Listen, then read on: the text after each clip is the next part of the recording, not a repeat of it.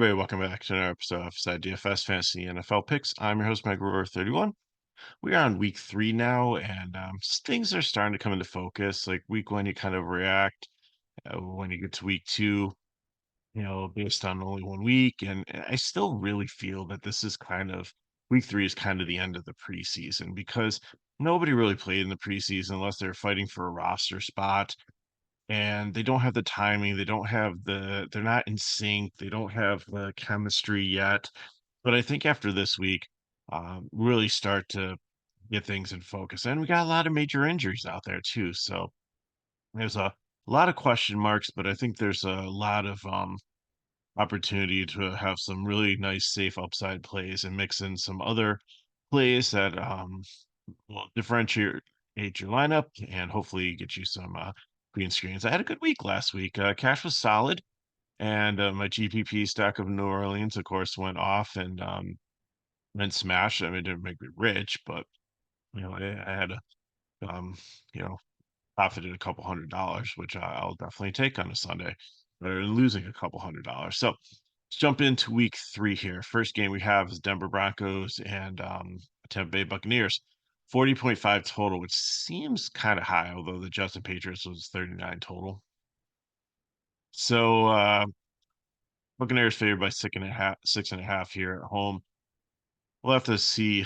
We have Bo Nix, and he's got Sutton out there. I always like the tight end too.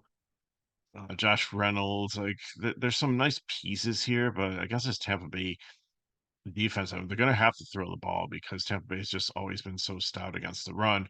So I really don't like Javonte Williams here at all or any of the running backs. So I think Knicks has some upside if you're mass multi-entering with paired with Sutton or the tight end who's really cheap at 2.9 and Dulcich.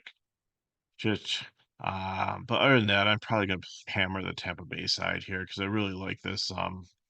Baker Mayfield, who's been one of the most efficient quarterbacks out there, hasn't been passing a lot, but is putting up a ton of fantasy points.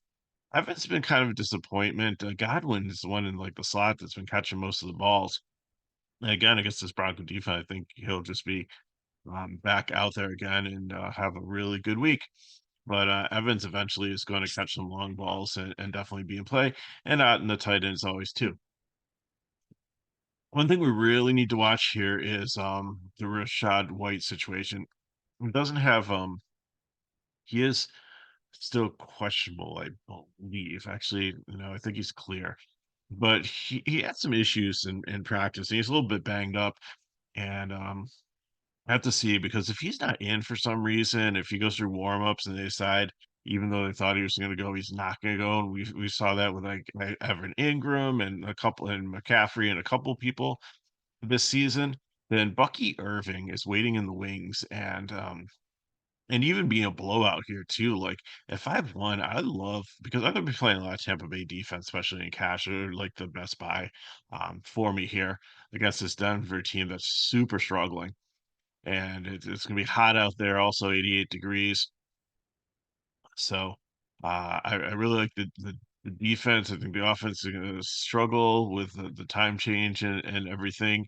And I wouldn't be surprised if we see a huge dose of Bucky Irving towards the end of the game. And if he poaches a touchdown or something, or just catches some balls out of the backfield, he doesn't need to do fun at 5-1.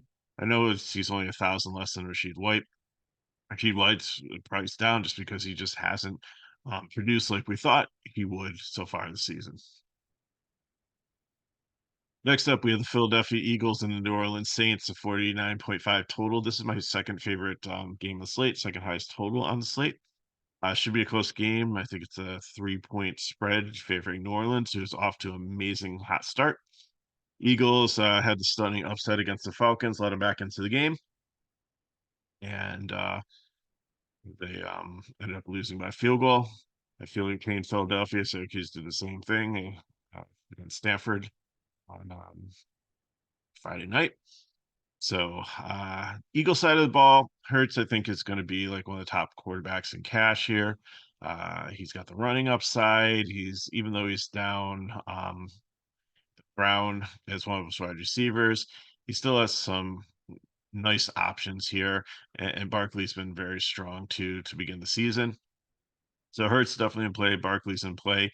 Gainwell, if in GPPs, if you want to sprinkle him a little bit too, uh, catching balls out of the backfield. Devontae Smith should get the bulk of the targets. We thought Dotson would be the one that would capitalize most with Brown being out, but it seems like most of them went to Smith. And Covey, he caught a lot of balls. He's only 3-2. He doesn't need to have that many catches to pay off that, so he could be a sleeper there. Um, even if you want to throw in, if you're already stacking like Devontae Smith and Hurts, just throwing a Covey at 3-2 also to kind of double stack with him. I have no problem with that. And you can go Goddard also. Hopefully, you can get to about 10 points here. Disappointment, but I think the Falcons scheme pretty well against him. But New Orleans might be a little bit a better opportunity to go there. Philadelphia defense, I'm not touching. New Orleans side, Derek Carr has been really good out there early on in the season. Looks good with this offense. Not necessarily like Tom Brady and the Patriots went out there and almost went undefeated before they lost to the Giants in the Super Bowl with Randy Moss on the team. But I think he's got some decent weapons and is working well to work with them and manage them. So uh Kamara has been probably the best running back so far. Eagles defense a little bit tougher than what he's seen so far, but he has found ways to score on the ground, catching balls, things like that. So I think he'll definitely be in play and very popular. And I think people will do an Eagle stack with Hurts and Devontae Smith and run it back with Olave. But Shaheed has been just as productive. He's caught 2 touchdown passes last week, I believe. Um, Taysom Hill's banged up and might not play, so that I'll take him out of the equation. So I don't know if Forrest Mariu or Juwan Johnson, who's been around the team for a while, will come in at tight end. So keep an eye on that one. But I think more of the message is don't play Taysom Hill here because he's not 100%. In New Orleans defense, I'm not touching at all. Green Bay and the Tennessee Titans. Jordan Love, he seems to be questionable. I think he's more doubtful. I think we're going to see Willis again here, who played pretty well last week. There's definitely a drop off, but was out there and did well. So Tennessee's always been really good against the run and just kind of threatens you to pass. So if Love is back, I mean, obviously we're going to like the wide receivers. Richardson Watson always seems like the one that you should pick. Reed is there, but he's been banged up.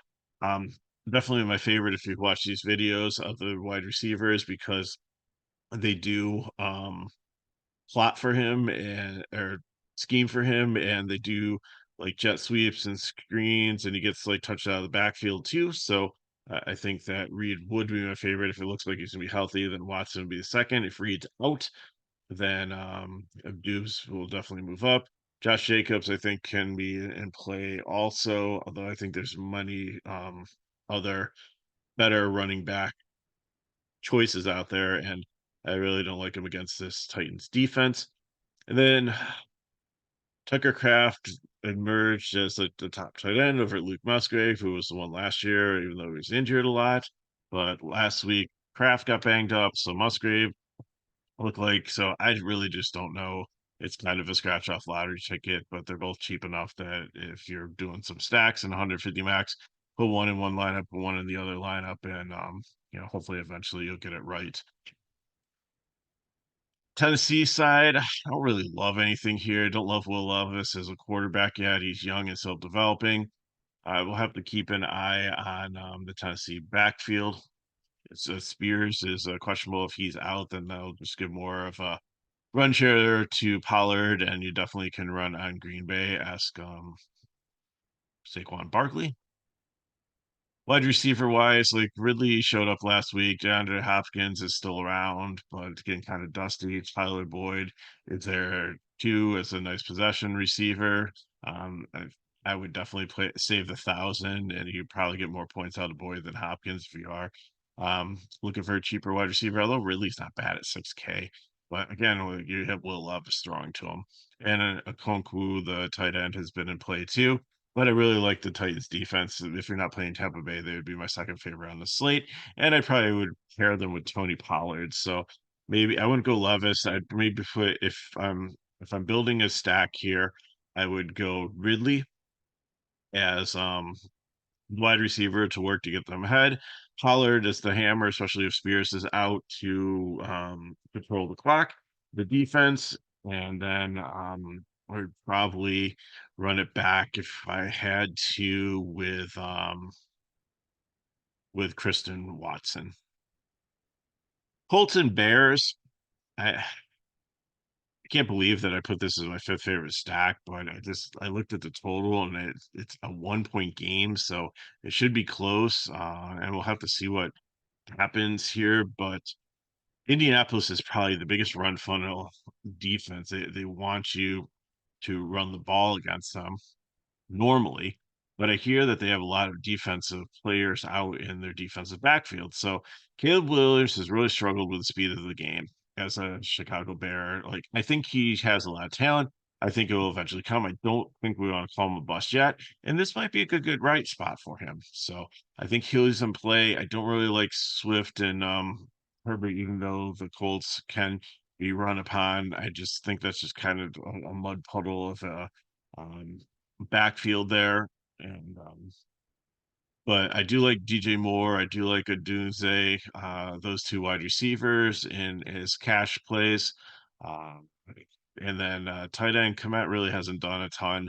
The Bears defense, Richardson can make some mistakes, so I think that they're in play if you're looking for a punt. Uh, on the other side of it, Richardson's always in play as a quarterback. He's a running quarterback, maybe a little bit reckless, but someone that can put up points. Jonathan Taylor might be a sneaky start here. I don't think many people are going to be looking to play him. So I think he has some upside there. Pittman, yeah, he's questionable. I think he'll be fine. If he's out, then definitely look at like Downs and Pierce or just Richardson as a solo uh quarterback here. And tight end really doesn't matter. They haven't put up like probably 5 DK points. And Indianapolis defense, I think they're in play here because Caleb Williams has struggled. And again, they're professional defense against a quarterback that is still adjusting from the college game to the pro game and prone for like some turnovers and sacks. So I think that Indianapolis defense, if you need a unique play, would work. If you do that, then pair it with Taylor and play Richardson Taylor in the defense in the lineup. And your thing is that Richardson's going to in various different ways, put up different points. If you want to pair wide receiver, that's fine. I hate taking like 4 players from the same game, even though it kind of does fit in the game script. But Richardson's going to be out there and scoring and spreading the ball out and maybe getting some rushing touchdowns there. Taylor is going to control the game after that. After they get the lead, and then the defense is just shutting him down and making Caleb's life still miserable as he figures out NFL. Okay, I apologize from last week. I cannot get it out of my brain that the Chargers are not in San Diego anymore. I mean, I've seen a lot of teams move over my lifetime, including the St. Louis Cardinals moving to um, go out to become the move out to LA, didn't they? And then or no, the Rams moved from LA after the Cardinals moved to Arizona, and then they became the St. Louis Rams, and then they moved back to uh, California. It's just been crazy. I saw Cleveland become Baltimore. I saw Houston become Tennessee, and then Tennessee and Cleveland get teams back. So it's just been a lot. So I apologize if I recall. If you ever see SD on the sheet, it's the Chargers. But anyways, the Los Angeles Chargers, Herbert's questionable. I really don't like him here. In this matchup, it's only a 34.5 total. I think you just want to cross this game off. Um, Dobbins, maybe. I mean, he's had in GPPs. I like him. He's had 23 points, I think, in both of his games. Looks very strong. Pittsburgh is a decent run defense, so I don't know if, and especially if there's like not Herbert starting and the backups in there, and they're Josh Palmer is banged up also, so I don't know if he's playing. Um, so you're really McConkey looked good at the first game, but I think he's going to get most of the target share at 5K. But Quentin Johnson's still there. Hayden Hurst. There's really nobody here on the Chargers that really makes me feel warm and fuzzy that I want to play them offensively besides possibly Dobbins. And I'm not touching the defense either. Not that I feel that Pittsburgh is going to go out there and put up a ton of points. They're only have an 18.5 total, but I think Fields will be starting again over Russell Wilson. I think you can maybe look at Pickens there. Najee Harris and Warren, I really don't love the running backs. They're about the same price. And again, that's another mud puddle. Fryermuth, the tight end, maybe.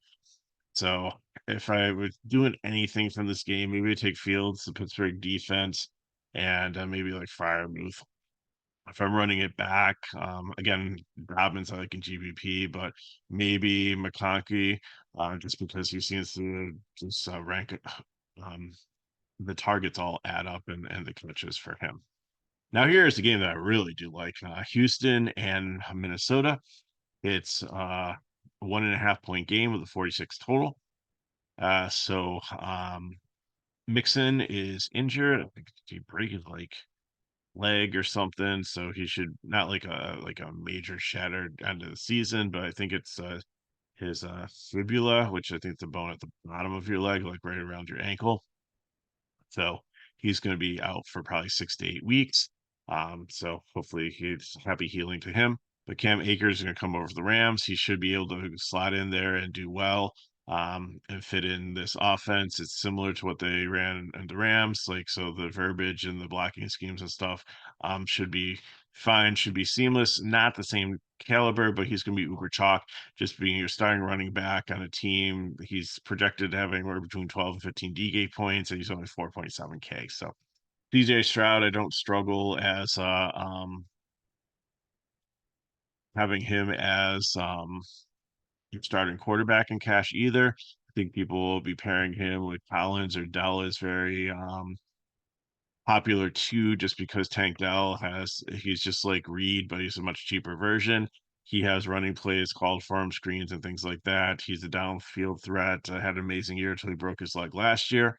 And then you have Stephon Diggs in there, but I think Diggs is just like hanging out in Houston for a year, trying to get his next contract. So I think he will have some plays, some weeks. I don't think he's ever going to break the slate, but I think Collins and Dell are going to be the preferred ones. I think Akers going to be very popular, and Dalton Schultz, the tight end, also. So you can make some double stacks or with Houston here, Akers, and maybe even the defense potentially too, because Minnesota, even though they've been good, they're Jefferson and Jones are decent weapons, but they're still without Hawkinson, the tight end.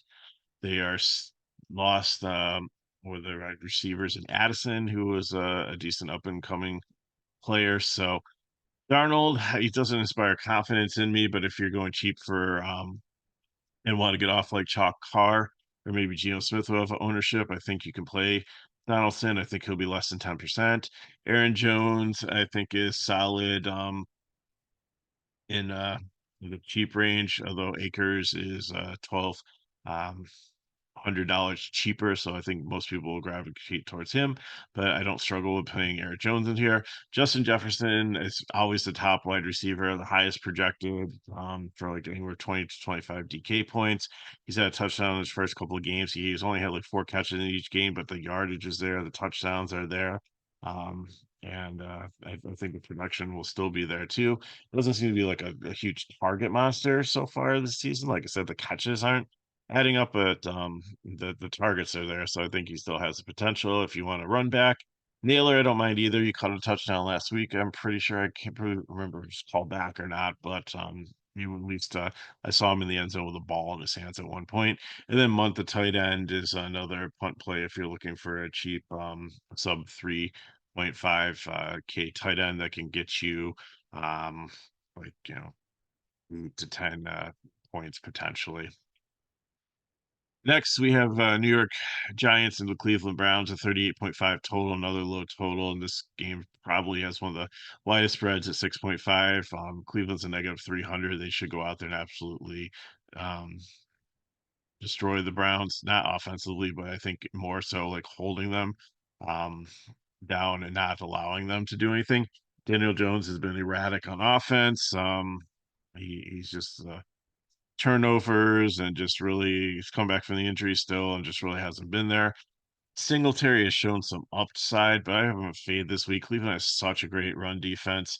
They're a pass funnel, so they want you to pass. So I mean that does give Jones some upside here with neighbors, and then if you want to like take a shot with lightning in the bottle with like Slayton or Robinson or Eve and I don't even know if Hyatt will be active or not, but Wendell Robinson, we played him a lot last year. He was cheap and had a lot of upside. 8 to 10 DDK points potentially for you. And then Slayton's the veteran's been there for a while.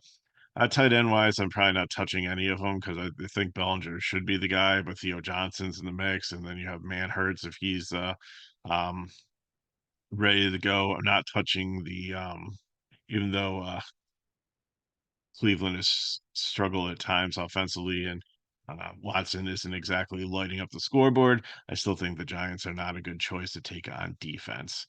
So again, if you're playing the Giants, probably maybe Jones and Neighbors is where I'm going. I'm probably fading the rest of the team. Cleveland, I think, makes an interesting GPP play. Deshaun Watson at quarterback, I would pair him up with Elijah Moore. You have Jerry Judy and Amari Cooper out there, but I think Moore at 3-6 doesn't need to do much. If you just wanted to dip your toe in the water with these wide receivers, not knowing like where the ball is going to go or who's going to get it, and we thought Jordan Akins would maybe pick up some of the slack that Njoku being out would leave there, but really didn't seem that way. And even Jerome Ford was starting to lose carries to Javonte Foreman. So I really think that Foreman is where I want to go over Ford if I'm playing a running back here because I love the Cleveland defense. I love playing with Foreman because I think he can catch the ball better than Ford. He seems to be getting his snap is increasing, and I think he might have had more than Ford last week. If not, it was getting pretty close. So I think Foreman's the way that they're going to go until Hunt comes back and is ready to go. Or no, sorry, Hunt Chubb. Hunt's on Kansas City now. So I really think that Foreman could be very, very sneaky here in GVPs, and especially with the game script. If Ford is the lead back and then they get up ahead, then Foreman's going to be out there and mop up time and garbage time and could definitely rack up the yards and maybe maybe a touchdown or so at the end of the game. Like that, my thoughts on the wide receiver. I'm fine with Cooper. Hasn't had that many catches. The targets have been there. Judy's still getting used to this offense also, but Elijah Moore has been around and has been consistent again at 3-6, doesn't need to pay off much. And Akins, if you want to go back to the well on the tight end and hope he has a better week this and maybe get you 5 to 8 DK points at 3K, I'm fine with that. Carolina and Las Vegas Raiders. 40 total. Raiders are favored by 6. So Andy Dalton takes over for Carolina, and I don't mind him. I think I'll take some shots here and pair him with Deontay Johnson. Thielen had been incredibly frustrated with the way things went with Young's in purple because he got benched. Um, I realize I have Hunt up there too, but Kansas City's not on the slate, so just ignore that for running back. But that's what the purple means. Purple means benched or definitely not playing. So I think this puts Chubbard Hubbard back into the mix here. Deontay Johnson should be better. Thielen, Mingo. I just unless like he really hasn't shown much. So maybe Xavier Legette is the one if he's active. They might have better chemistry with Dalton, maybe play a little bit more in the preseason or on like the second team for practice. Um, but I think Leggett can definitely surpass Mingo. He had so much upside, but I just haven't seen it there. So Delta Johnson definitely Thielen. Father Time hasn't caught him yet, and maybe he goes out there and becomes a safety blanket and in terms of possession receiver because these tight ends between Tommy Trumbull and Javian Sanders and Felipe Franks, I don't trust any of them. So, and the Carolina defense, I'm not playing either. Raider side of the ball, Gardner Minshew, don't trust him, but I get it. Uh, he's he's a light version of Baker Mayfield, and I do, feel Baker Mayfield is definitely viable. So Minshew, okay.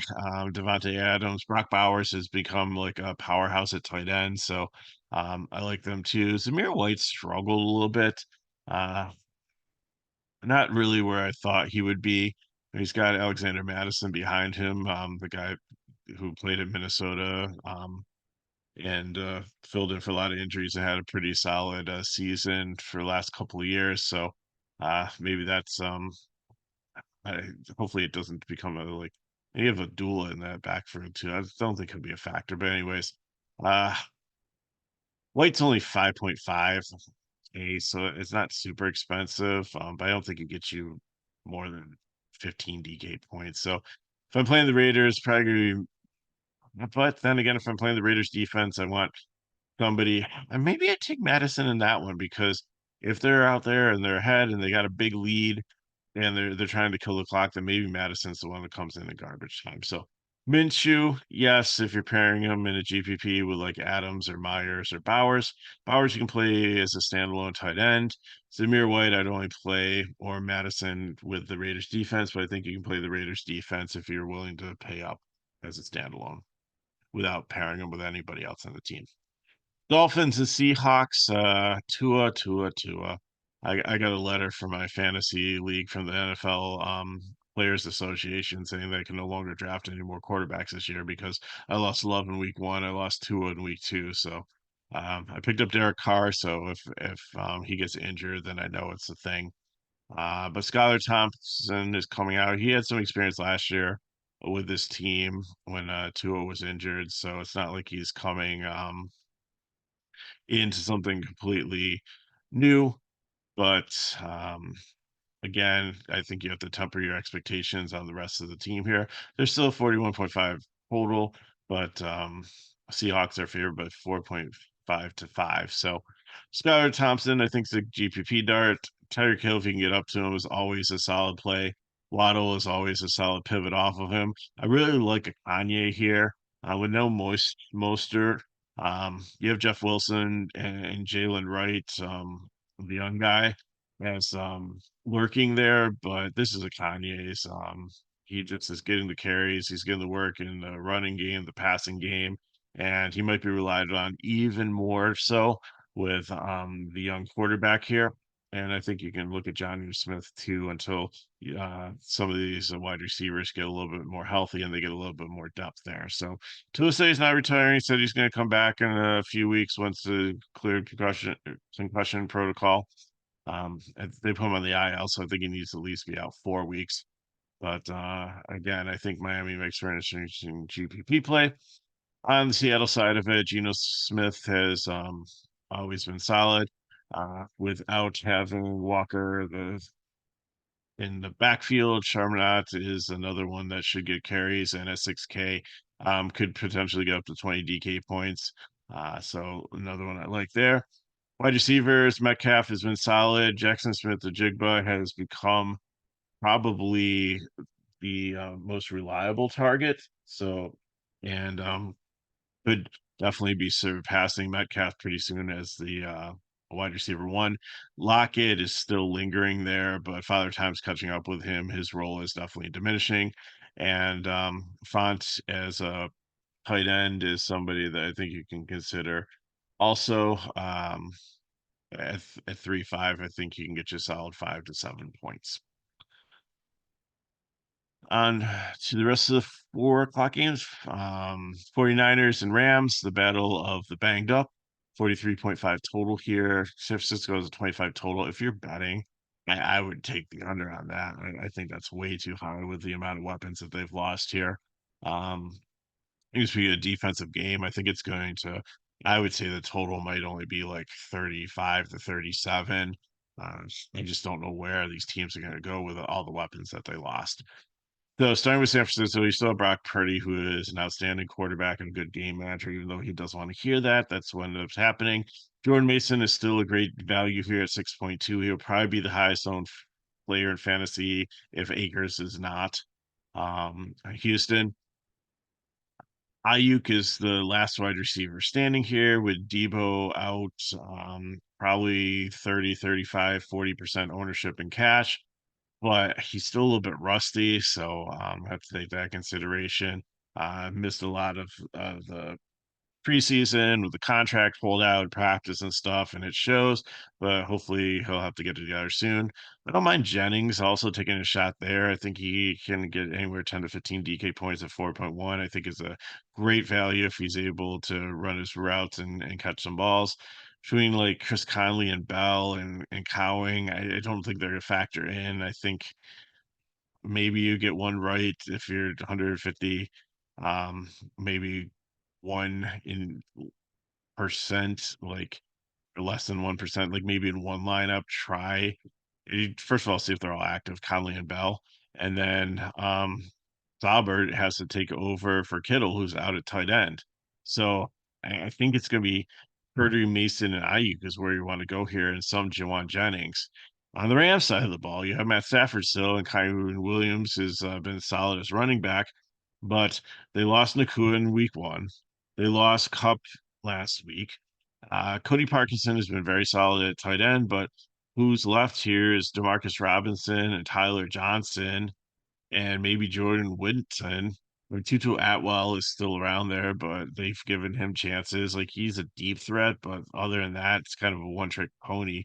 Maybe he'll get one shot during the game, but I really think if the passing game's not working, they might just need to rely on the run. And I just don't know where this game is going. So I didn't even put it up there because I don't think the total is going to be 43.5. I think it's going to be under. I think it's going to be frustrating. I think Jordan Mason's finding cash. I think Kyrie Wilson's finding cash. I think Ayuk is okay in cash. Jennings, Jamarcus Robinson, Tyler Johnson, Kobe Parkinson, like maybe some pieces for GPPs, but as cool as this game would have been 2 weeks ago without all the injuries, I don't think it's has as much luster on it anymore. Ravens and Cowboys, two teams heading in the wrong direction. Now the Ravens, they're my favorite team, but they haven't been that bad. They lost to Kansas City, yes, but they lost to Kansas City. They played a solid game, had some mistakes, yes, um, with coaching and too many illegal procedures on offense, which hurt them. Probably could have definitely won the game against Kansas City if Likely keeps his foot in bounce there. If they manage the clock a little bit better, they would have been fine and probably could have tied it up at the end. Against the Raiders, they had the lead. They took their foot off the gas. They mismanaged some aspects of the game, and they ended up losing. Cowboys surprised by New Orleans last week. It looked terrible. I think, the running game's going to be a struggle. CD Lamb's out there doing amazing things, and Ferguson is back, so hopefully that helps them this week. But they're up against a decent Ravens defense who is really stout against the run and is pass funnel, daring you to pass it. So where do we go from here? Jackson, Lamar, I think you can play him in cash. You can play him solo. And Henry, I think, is sneaky in a GPP because Dallas is, I think, ranked 32nd in what they've given up with running backs. Now, he's a different type of running back than Kamara is because he's really like a pounder, and Justice Hill is the one that catches the ball out of the backfield. So, I mean, Hill might be a sneaky play here also. If you don't want to play Henry and you want to like more a back that has a closer skill set to Kamara, but Henry is a great FanDuel play always as one that can score like a couple touchdowns on 5 carries for like 4 yards. Wide receivers, Zay Flowers is definitely the one, but I mean, still has the drops. Bateman and Agahor are still out there, but I think Andrews and Likely are your wide receivers like 2 and 3. They're like $100 apart. Likely had the better game week one. Andrews came back alive in week two. So I think they're both a threat, which is really cool because again, I know that the end of the story wasn't the best for it, but when New England had Gronk and had Hernandez and and a decent quarterback in Brady, they were a very potent offense there too for like blocking, for being able to catch the ball, be able to run the ball, and be like multi-dimensional out of it. So I really love the fact that they have two very solid tight ends, and hopefully they stay healthy. Dallas side, if you want to play Dak, that's fine. I'd pair him with CD and Ferguson. I don't think I'm playing a defense on either side here, and I'm not touching the Dallas running game at all. Final game we have is I mean, the top game on the slate. So I mean, this is the blockbuster here. Detroit Lions, Arizona Cardinals. 51.5 total and about a 3-point spread favoring Detroit. Playing inside, this should be a track meet. So Jared Goff is definitely always in play in the mid range. Um, Gibbs is always good in Montgomery. Sorry, you have to figure out what the game script's going to be. If this is a shootout, you definitely want Gibbs because they're not going to be doing ball control with Montgomery. But it is Dan Campbell, and he always zigs when other people zag. So if you expected him to go out there and start throwing the ball and putting up points, and maybe he just runs it and pounds it with Montgomery forever. It's Dan Campbell. Anything can happen. But I really think we saw like Amon-Ra St. Brown come back to life. Jameson Williams after the injury scare in week one is good and always a deep threat. The rest of the wide receivers I can pretty much leave. Sam Laporte is a super solid tight end too. So lots of options to go to stack on the Detroit side. But I think in cash, a lot of people are going to go with Murray. And because Detroit has such a good running defense, their pass funnel, they're going to try to get them to pass.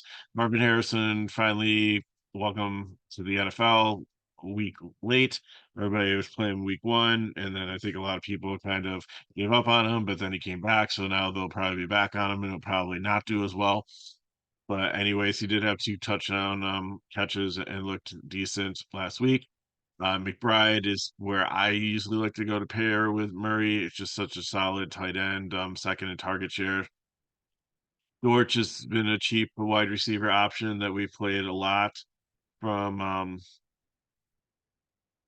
but he's questionable, so we'll have to see if he can't go. Then that helps like Michael Wilson maybe get some more targets there too at 4-1, and not touching a defense in this game. So that's what we got for a breakdown. Again, if you just look across the board, if you're paying up, Hurts, Lamar, or Stroud, and again, there's so many other plays that could be on here, but I'm trying to limit it down for you. Medium range Murray, I think, is made chalk, Goff and Richardson, Geno Smith, Carr, and Darnold there, and I'm not playing Jones, Purdy, or Stafford. For if you're paying up for running back, Kanye, Kamara, Barkley, Trevor Williams from the Rams are all great choices, but I think the chalk's going to be Mason and Akers there. Charbonnet is going to be in play there. The white is from Tampa Bay, so it's like I gotta keep on remembering that there's a white on the Raiders too, and Gibbs in this like shootout game because I think the game script favors him. Jones, Hubbard, Ford in play. I'm fading Singletary, Elliott, or any Dallas running back, Edwards, and Harris on Pittsburgh. Wide receivers, if you're paying up, obviously Jefferson, St. Brown's, Adams, and Hill, if you can get to them. Don't love them. Love the mid range a lot better. Ayuk, Devontae Smith. If Olave Moore from the Bears makes a great option too. Shaheed, if you believe he's going to continue to go on. Jameis Williams, especially if you're playing that game. I like him if you're stacking Arizona to as the run back on the other side. Dell, I think, is gonna be popular. Smith and Jigba. And the cheap ones, a Doomsday for Chicago, Deontay Johnson, if Andy Dalton helps him out there. And Demarcus Robinson, if you need to take a Ram, and Jennings is another cheap piece of San Francisco. Tight end, like I said, McBride, Bowers, and Laporta, if you're paying up. Ferguson, Andrew, and Goddard are solid mid-range ones. Parkinson, Schultz, and Fryermuth in the mid-range. And if you need some punts, months, Dulcich and Mordu are definitely ones that you can look at under 3K. Defenses, you probably want Tampa Bay or Tennessee. If you can afford to pay up, Cleveland and the Raiders make great plays. Punt Miami and Chicago, and play Indianapolis, San Francisco, not playing the Giants or the Cardinals. So let's look at some builds and get you on your way for your Sunday. I am either playing Hertz with Devontae Smith or I'm playing Murray with McBride. So in the Hertz lineup, Mason and Akers, Devontae Smith, and Ferguson at tight end and Tampa Bay defense. The Murray side of it, Mason, Akers, Jameson Williams to run it back with, and McBride. Uh, with Hertz, if you want to run it back with Shahid or Olave, that's fine. I'm probably just going with a bunch of different value players. I'd like to maybe try to get like Charbonnet or a Kanye if for the Dolphins in that flex position, but I'll just see how it works out. So uh, for GPP, Watson, and I'm going to go Cleveland. I just have a feeling here that they go out there and he finally puts it together and puts up a great game against the